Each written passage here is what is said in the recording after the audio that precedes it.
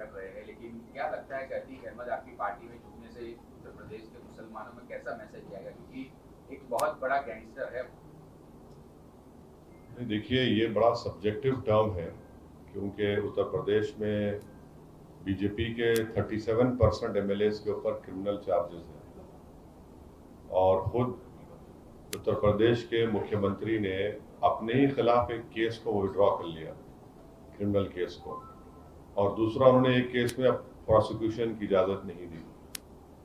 तीसरा ये है कि बीजेपी के पास मध्य प्रदेश से उनके एक सांसद हैं, जिनका नाम आपको याद होगा, प्रज्ञा ठाकुर है, जिन्होंने गोडसे की तारीफ की और हेमंत करकरे को श्राप दिया था, बदुआ दी थी। तो हमारा मानना यह है कि, और फिर उत्तर प्रदेश के आप सवाल कर रहे हैं, सुप्रीम कोर्ट को ये बताया गया कि उत्तर प्रदेश में यूपी योगी सरकार ने 77 क्रिमिनल केसेस, 7 बीजेपी के लीडर जिसमें मौजूदा अभी प्रेजेंट एमएलए हैं जो मुजफ्फरनगर कांड में उनके ऊपर केस हुआ था, उसको विड्रॉ कर लिया। तो अतीक अहमद के ऊपर भी क्रिमिनल केसेस हैं, मैं इसका इनकार नहीं कर रहा हूं, मगर इलेक्टोरल लॉ के तहत वो अभी इलेक्शन लड़ सकते हैं। अगर कोर्ट उनको कुछ फैसला देता है तो जब यकीनन देखेंगे, मगर अभी तो कोर्ट फैसला नहीं दिया है।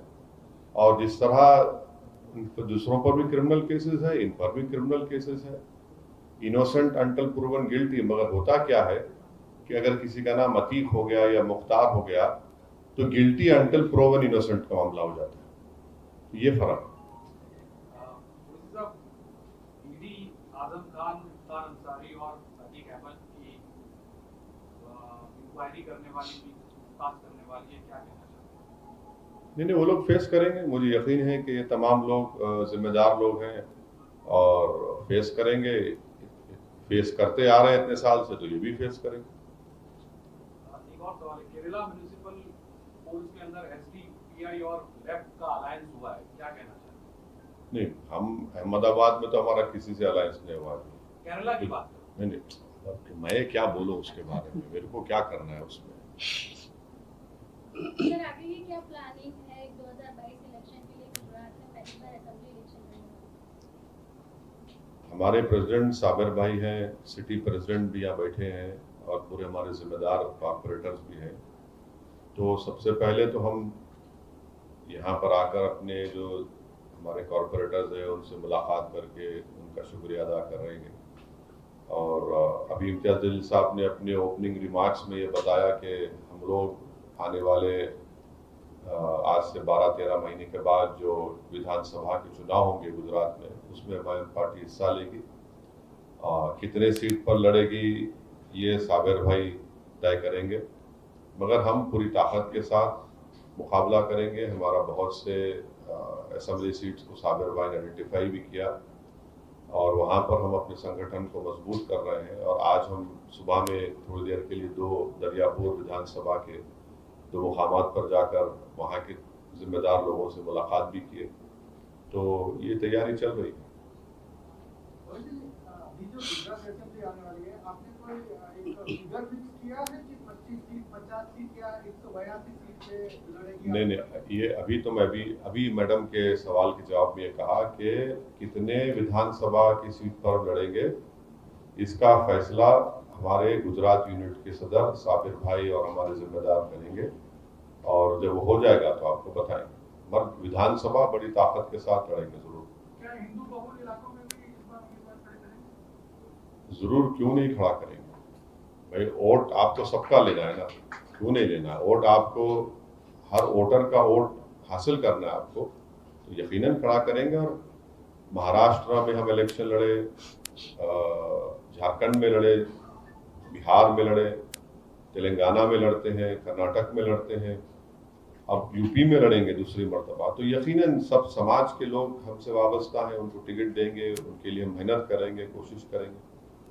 यूँ कहा जा रहा है कि वोट पोलराइजेशन के लिए आप लोग आए हैं और खासतौर से सिर्फ 3 एमएलए हैं गुजरात में मुस्लिम, अब वो भी नहीं बचेंगे अगर आप लोग होंगे। ये 3 क्यों बचे खाली? 3 तो नहीं बचना चाहिए था ना, 3 को कम से कम 10 होना था, 11 होना था। ये बात का जवाब नहीं देते। 1984 से गुजरात में कोई मुस्लिम एमपी नहीं कामयाब हुआ। इसका जिम्मेदार कौन है फिर? तो ये तो खैर इनका ये पुरानी आदत है कि बस वो बोलते ना, कहावत क्या है कि नाच ना जाने तो आंगन टेढ़ा। तो ये हर जगह जहां मैं जाता हूं तो इनको लगता है मुस्लिम वोट। कभी ये तो बता दो कि भाई तुम हार क्यों रहे हो गुजरात में? तुम मुस्लिम वोट की वजह से हार रहे हो या नॉन मुस्लिम वोट की वजह से हार रहे हो? तुम्हारा एक भी सांसद नहीं जीता 2019 के पार्लियामेंट इलेक्शन में, और फिर आपको ये बात बोलने का हक कैसे हासिल है? तो ये चलता है, ये लोग बोलते रहते हैं ऐसा। विधानसभा के विधायक एक दिन पहले आप अति के से मिलने जा रहे हैं तो न्यूज़ पेपर में छपा दिया कि ये बीजेपी की बी टीम, उसके बारे में क्या? नहीं, अभी तो हम ए टीम हो चुके हैं, थोड़ा डेवलपमेंट हुआ है तो ए टीम हो चुके हैं। और इनके लीडर जिनका नाम राहुल गांधी है, वो अपनी आबाई सीट अमेठी में हार गए। कैसा हारे? अगर इनको थोड़ा समझ है तो बता दें क्यों हारे। वहां तो हमारा कैंडिडेट नहीं था। इतनी बड़ी सीट अपने पूर्वजों की हार गए, और वायनाड से जीतते हैं वहां पे इसलिए कि वहां पर 35% के करीब माइनॉरिटी वोटर था, तो वहां जीत जाते हैं। तो अब ये इनको कैसा है ना कि हमको देखते कि इनको टीम याद आती है, इनको बी टीम, कभी ए टीम, कभी वोट कटवा। तो खैर कोई बात नहीं, हमको इससे परवाह नहीं करती। जनता देख रही है, आवाम देख रही है और इसका फैसला करेगी। 2022 में आप किस सीट पे गुजरात में इलेक्शन लड़ेंगे? अभी मैं जो सवाल आप लोग कर चुके हैं, दोबारा आप करने से आपका वक्त खराब होगा। इसका फैसला साबिर भाई करेंगे, हमारे गुजरात की यूनिट के जिम्मेदारान करेंगे और आपको बताएंगे। रोजी साहब, एक आरोप ये लगता है कि जहां पर ओवैसी जाते हैं वहां पर बीजेपी को कम्युनलिज्म की राजनीति करने में आसानी हो जाती है। अच्छा, हाँ, तो ये इम्तियाज जलील है, जानते हैं ना आप इनको, आप ही के बरादरी से थे, 18-19-20 साल थे ना आप, 24 साल जर्नलिस्ट थे। तो इन्होंने औरंगाबाद में जो शिवसेना के एमपी को हराया, वो 21 साल का शिवसेना का एमपी था। ये सब लोग, बड़े लोग, बहादुर लोग तो नहीं हरा पाए, हम कमजोर लोग हरा दिए, शिकस्त दे दिए। अब उसका जिम्मेदार कौन है? दूसरी बात यह है कि 2019 के पार्लियामेंट के चुनाव में हम लोग सिर्फ 3 पार्लियामेंट की सीट पर लड़े। मैं हैदराबाद के अवाम का शुक्रिया अदा करता हूँ कि हमने बीजेपी को हराया। दूसरा औरंगाबाद, शिवसेना को शिकस्त दी। और बिहार में किशनगंज, जहां पर हमारे मौजूदा एमएलए और स्टेट प्रेसिडेंट अख्तर अली इमान को 3 लाख वोट मिले, जेडीयू को 3,25,000, कांग्रेस को 350। तो भाई 3 सीट अगर मैं लड़ता हूं तो बीजेपी 300 जीत जाती है। तो अगर मैं 10-15 लड़ूंगा तो क्या बीजेपी पूरी 500 जीत जाएगी क्या? कौन सी दुनिया में रहते हैं लोग? भाई आप ही के गुजरात के एमएलए कांग्रेस के, वो बीजेपी में भाग गए, तो मुझसे पूछ कर गए थे क्या? कर्नाटका में भाग गए, हर जगह उनको छोड़ के भाग रहे हैं। तो उसका जिम्मेदार कौन है? तो इनका ये जो आरोप लगाते हैं, ये बिल्कुल हकीकत से ताल्लुक ही नहीं है उसका। बीजेपी, यकीनन हम बीजेपी के खिलाफ है। कौन कह रहा है बीजेपी के खिलाफ नहीं है?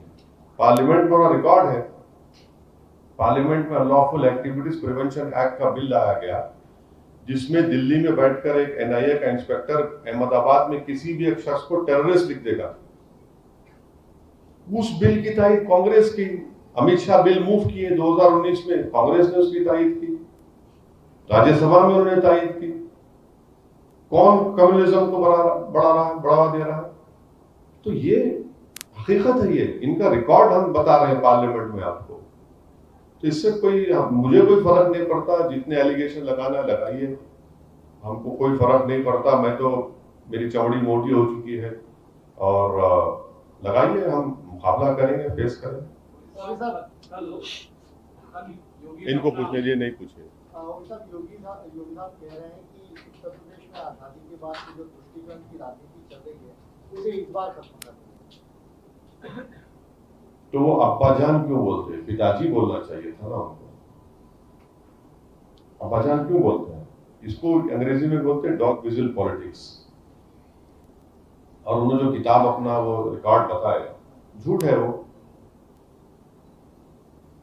33 लाख अनएम्प्लॉयड यूथ का नाम पोर्टल पर है।